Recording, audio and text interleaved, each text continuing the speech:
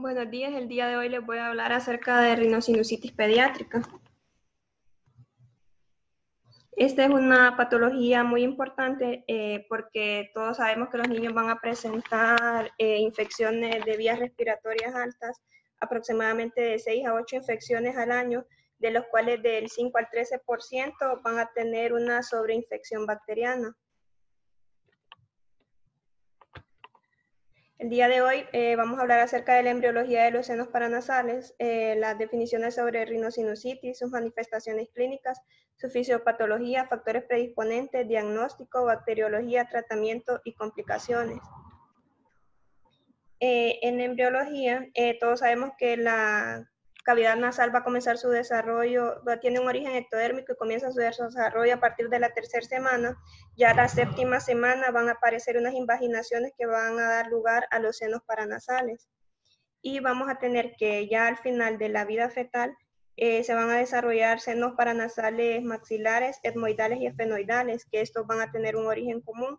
Estos se van a formar como divertículos epiteliales en las fosas nasales que van a ir invadiendo el mesénquima adyacente y van a atravesar la cápsula nasal y las laminillas óseas del maxilar superior. Vamos a tener que el seno maxilar lo vamos a encontrar al nacimiento de pequeño tamaño, de aproximadamente 3 a 4 milímetros, y su crecimiento va a ir junto a la erupción dentaria. Las celdillas etmoidales anteriores van a comenzar a crecer con rapidez a los 6 a 8 años de edad. Y las celdillas etmoidales anteriores y los senos maxilares se van a formar a los 3 a 4 meses de vida embrionaria. Tenemos que los senos esfenoidales se van a neumatizar hasta los 5 años de edad. Y el seno frontal se va ya a empezar a formar a los 2 años, como a partir de las celdillas etmoidales anteriores que van a crecer hacia el hueso frontal. Y este va a terminar, a los 7 a 8 años se va a desarrollar completamente, se va a presentar su mayor desarrollo y va a terminar de formarse hasta la adolescencia. Vamos a tener que se pueden producir algunas variaciones anatómicas de los senos paranasales. En el seno frontal podemos observar que se puede producir una aplasia unilateral del seno frontal en un 10 a 12%, que es lo que vamos a observar que no está neumatizado un lado del seno frontal. Ya en el seno esfenoidal también podemos observar hipoplasias o aplasias, y la aplasia se va a dar en 1%. Va a haber una neumatización rudimentaria tipo concha en un 3%, van a haber neumatizaciones que alcanzan el extremo anterior de la silla turca en un 11%, y las que alcanzan la neumatización que va a alcanzar el extremo posterior de la silla turca en un 59%. También podemos observar que se pueden desarrollar una concha bulosa, que va a ser la variación más frecuente del laberinto etmoidal, que la concha bulosa es una neumatización del cornete medio y lo podemos observar en un 5 a un 80% de los pacientes. Luego, ya hablando acerca de la definición de la rinosinusitis, esta se dice que es una enfermedad resultante de la inflamación de mucosa o de su hueso subyacente de uno o más senos paranasales o la presencia de derrame en la cavidad nasal. También vamos a tener una definición clínica de la rinosinusitis en niños según el EPO 2020, que dice que es una inflamación de la nariz y los senos paranasales que va a estar caracterizada por por 2 o más síntomas, y uno de los cuales debe ser el bloqueo nasal, obstrucción, congestión nasal o descarga nasal, que puede ser anterior o posterior, sumado a un dolor facial o sensación de presión facial o a tos, y puede presentar cualquiera de los signos endoscópicos siguientes, como ser pólipos nasales y o descarga mucopurulenta del meato medio, o un edema, obstrucción mucosa primariamente en el meato medio y o cambios en la tomografía, como ser cambios mucosos en el complejo osteomiatal y o los senos paranasales. Vamos a hablar acerca de una rinosinusitis bacteriana aguda cuando se trata de una infección bacteriana de senos paranasales que va a durar menos de 30 días y va a haber una resolución completa de los síntomas. Hablamos de una rinosinusitis bacteriana aguda recurrente cuando hay episodios de infección bacteriana de los senos paranasales que van a durar menos de 30 días y van a estar separados por intervalos de al menos 10 días durante los cuales el paciente va a estar asintomático. Y también podemos hablar de una rinosinusitis bacteriana aguda recurrente cuando hay 3 episodios de sinusitis bacteriana aguda en 6 meses o 4 episodios en 12 meses. Vamos a hablar acerca de una rinosinusitis crónica cuando se producen episodios de inflamación de senos paranasales que van a durar más de 90 días. Y vamos, en estos síntomas de la rinosinusitis crónica van a haber síntomas respiratorios residuales que va a presentar el paciente, como ser tos, rinorrea y obstrucción nasal. Dentro de síntomas de rinosinusitis crónica, los 7 principales van a ser la obstrucción nasal crónica, que es el más importante. También el paciente puede presentar una rinorrea purulenta, puede presentar rinorrea posterior, puede presentar tos diurna, que va a tener un empeoramiento nocturno. A veces el paciente puede presentar halitosis, pueden referir a algunos pacientes cefalea y otros pueden presentar alteraciones del comportamiento debido a problemas durante el sueño. Vamos a tener que van a haber algunos factores relacionados con el desarrollo de rinosinusitis, que pueden ser la enfermedad por reflujo gastroesofágico, rinitis alérgicas, deficiencias inmunitarias y desórdenes de la función ciliar. Y vamos a observar que cuadros de rinosinusitis crónica se van a dar más que todo en niños mayores de 4 a 7 años. Y en la fisiopatología hablaba de que se creía que esta rinosinusitis estuviera producida por un bloqueo del ostium, en el cual se puede producir por más frecuentemente dice que se pueden producir por infecciones virales en un 80%. Esto puede llevar a un bloqueo del ostium que va a producir una congestión mucosa, luego se va a dar retención de secreciones, luego va a haber un espesamiento de estas secreciones, luego hay alteración del intercambio gaseoso y va a haber una disminución del pH. Todo esto va a llevar a un daño de cilios y de la mucosa, que va a alterar el transporte mucociliar. Y esto va a producir un cambio del medio constituyendo un medio de cultivo. Esto conlleva a retención de secreciones y a potenciar la inflamación. Todo esto lleva a la infección bacteriana, lo cual va a producir un aumento del bloqueo del ostium. Y es como se da un círculo vicioso en el ciclo de la rinosinusitis. También podemos observar que vamos a encontrar algunas diferencias entre una rinosinusitis en un niño y en un adulto. Estas son en que la rinosinusitis en niños, la célula predominante van a ser linfocitos, mientras que en los adultos podemos encontrar los eosinófilos. Y ya después de 90 días van a existir daños en mucosa con epitelio y membrana basal adelgazados y va a haber un menor número de glándulas secretoras mucosas. Y lo que nos puede hacer sospechar de una sinusitis crónica en niños va a ser tos y rinorrea. Y pueden haber empeoramientos nocturnos de la tos. El niño puede presentar la congestión nasal. La fiebre se dice que es poco frecuente. Puede presentar el niño irritabilidad y cefalea. Y los signos que nos van a indicar que hay una infección grave son la rinorrea purulenta, fiebre mayor de 39 y edema periorbitario, que ya nos hace sospechar en complicaciones de la rinosinusitis. Vamos a tener los factores predisponentes de esta rinosinusitis, que el mayor es la rinosinusitis viral en un 80%. Luego vamos a tener la rinitis alérgica en un 20%. Podemos tener inmunodeficiencias como déficit de las inmunoglobulinas totales, o específicas como la inmunoglobulina G1, 2 y 4. También podemos tener asma, que en estos pacientes se van a ver beneficiados con el uso de medicamentos antileucotrienos. También vamos a tener la enfermedad por reflujo gastroesofágico, que se dice que en un reflujo gastroesofágico silencioso puede producir manifestaciones respiratorias en 60% de los pacientes y puede ser una de las causas por las que miramos que damos el tratamiento adecuado en estos pacientes y no tienen mejoría. Entonces hay que sospechar en una enfermedad por reflujo gastroesofágico e instaurar tratamiento para reducir la necesidad de cirugía posteriormente. También se dice que la hipertrofia adenoidea puede ser un factor predisponente, ya que puede servir como un medio de cultivo para bacterias nasofaringias.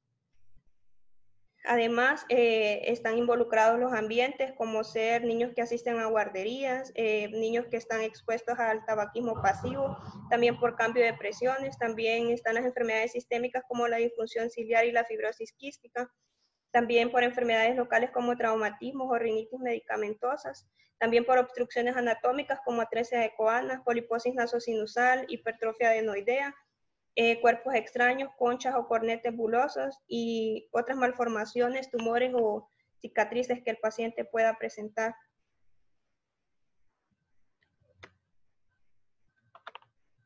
El diagnóstico, generalmente el diagnóstico lo vamos a hacer por clínica en estos niños. En los niños menores de 6 años se dice que por clínica se va a realizar.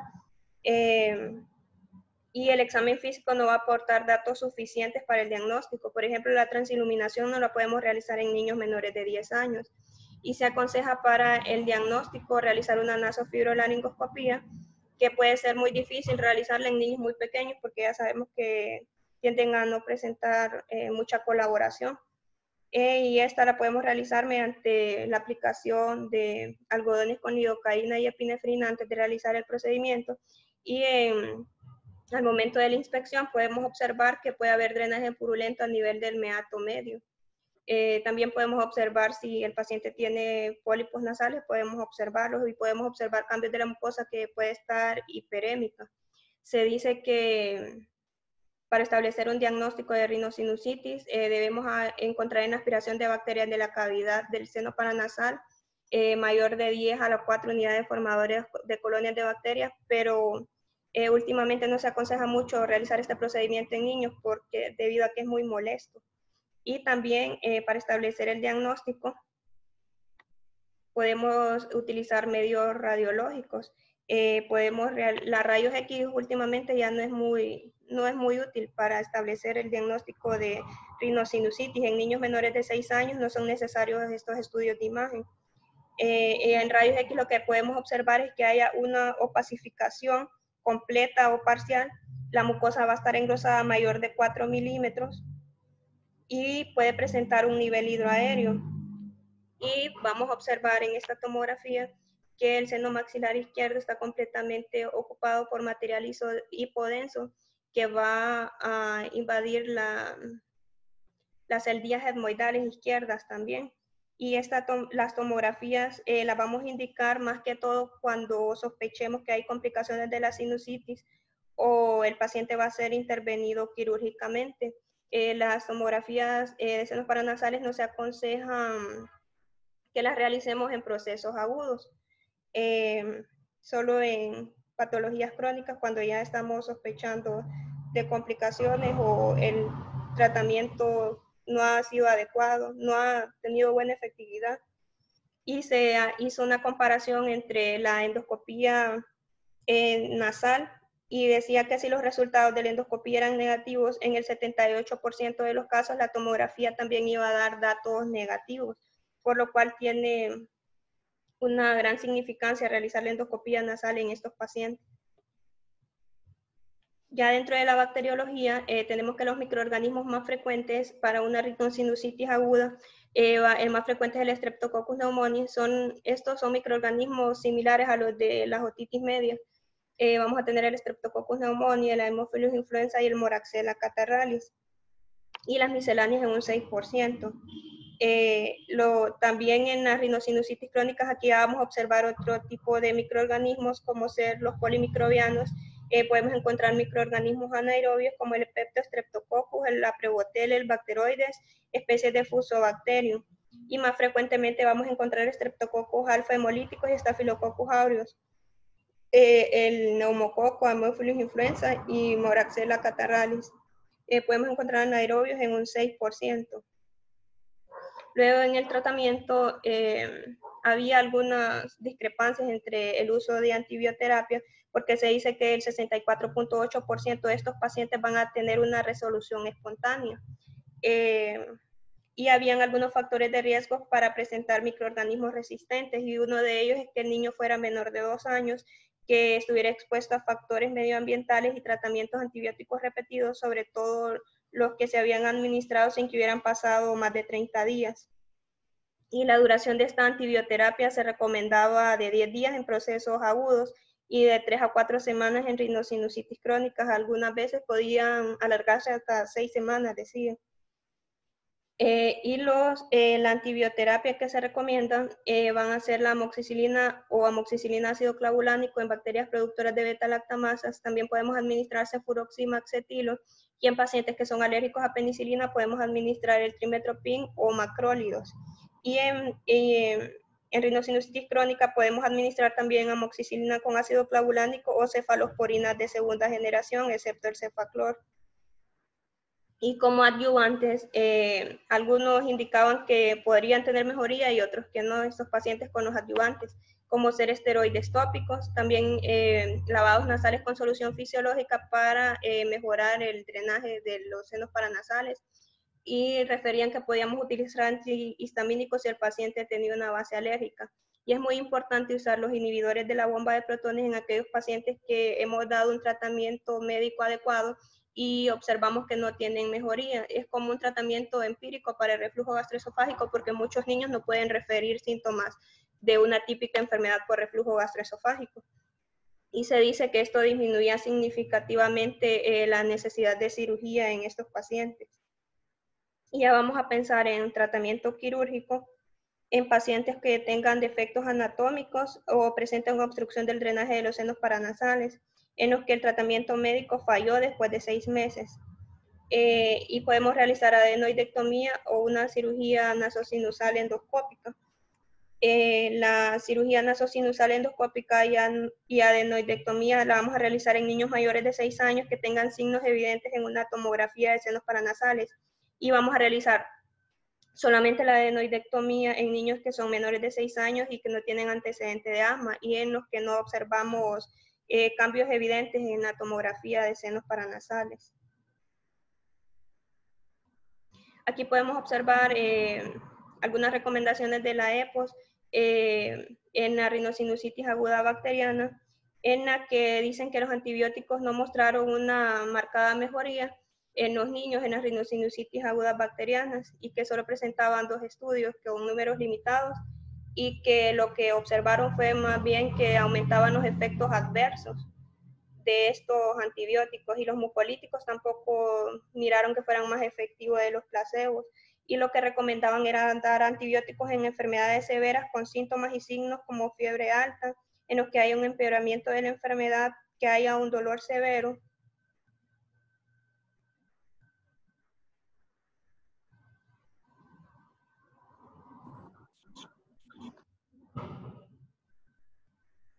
Hola, doctora. Hola, sí, continúa, es que se me bloqueó mi celular. Y en el tratamiento de las rinosinusitis agudas bacterianas en niños, según el EPO, decía que los antibióticos no habían mostrado que tuvieran una marcada mejoría en comparación con los placebos. Lo que sí habían observado era que habían aumentado el riesgo de efectos adversos de estos, y los mucolíticos también mostraron una marcada mejoría comparado con el placebo. Y recomendaban iniciar antibióticos en pacientes que tuvieran una enfermedad severa con síntomas y signos como fiebre alta, empeoramiento de la enfermedad, dolor severo y un BES elevado.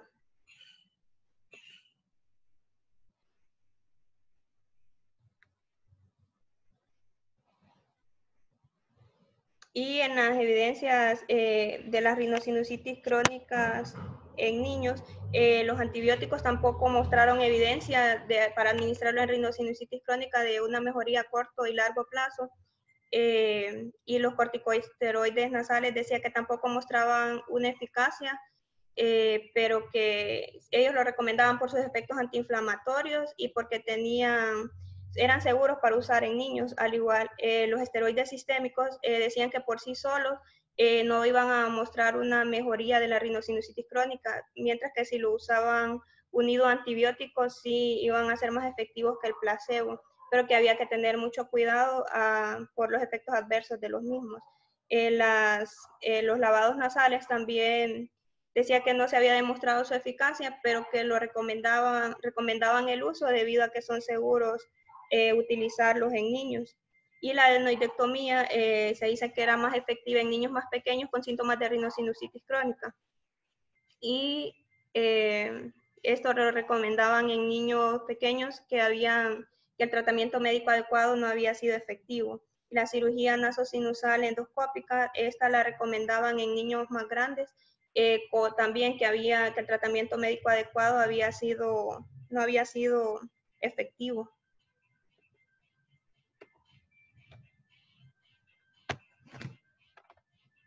Luego tenemos algunas indicaciones quirúrgicas, más que todo de la cirugía nasosinusal, como ser las poliposis masivas, que son más frecuentes en la fibrosis quística, niños con pólipos antropoanales, complicaciones intracraneales, mucoceles o mucopioceles, complicaciones orbitarias, cuando hayan descompresiones del nervio óptico por afectación del mismo, cuando hay una dactiocistitis resistente a tratamiento médico, en sinusitis fúngicas, algunos meningoceles y algunas neoplasias. Y adentro de las complicaciones de la rinosinusitis se utiliza la clasificación de Chandler, en la cual se va a hablar de 5 estadios. Estas van a complicar del 5 al 10% de las infecciones de vías aéreas superiores en niños, y la más frecuente complicación va a ser la celulitis periorbitaria o preseptal, en la cual va a haber edema del párpado superior sin cambios visuales o extraoculares. Ya en el estadio tipo 2 ya se da una celulitis orbitaria, que va a ser poseptal. Aquí el paciente va a presentar un edema palpebral y periorbitario, puede presentar proptosis, quemosis, y aquí podemos observar que ya puede haber afectación de los movimientos extraoculares. Ya a partir del estadio 2 van a comenzar la pérdida visual en el paciente. En el estadio 3 ya hay un absceso superióstico en el cual vamos a ver un desplazamiento del globo ocular hacia abajo y lateralmente, hay afectación de movimientos extraoculares y de la agudeza visual. Y en el estadio 4 hay un absceso orbitario en el cual hay proptosis grave, oftalmoplejía compleja, afectación de agudeza visual que va a poder progresar a una ceguera irreversible. Y en el estadio 5 hay trombosis del seno cavernoso, en el cual va a haber dolor orbitario, equimosis, proptosis, sepsis, puede haber oftalmoplejía y puede progresar al ojo contralateral, y la trombosis del seno cavernoso que va a ser por una invasión retrógrada a través de las venas oftálmicas. El tratamiento que vamos a dar, si es una celulitis simple en el cual el párpado se encuentra cerrado menos del 50%, es que vamos a dar un tratamiento antibiótico ambulatorio y vamos a estar revisando al paciente cada 24 horas para observar que no haya una progresión de estas complicaciones. Y en estadios más avanzados vamos a indicar terapias antibióticas intravenosas con ceftriaxona o ampicilina sulbactam, y vamos a agregar vancomicina si sospechamos de Streptococcus pneumoniae. Además podemos utilizar la amoxicilina con ácido clavulánico intravenoso. Las complicaciones supuradas van a requerir el drenaje quirúrgico mediante una etmoidectomía externa o una cirugía nasosinusal endoscópica. Una excepción a esto es el absceso subperióstico cuando este es pequeño. Y hay anomalías oculares mínimas, para lo cual solo vamos a recomendar tratamiento antibiótico intravenoso y estar con una constante revisión de la agudeza visual para ver que no hay una progresión de esta.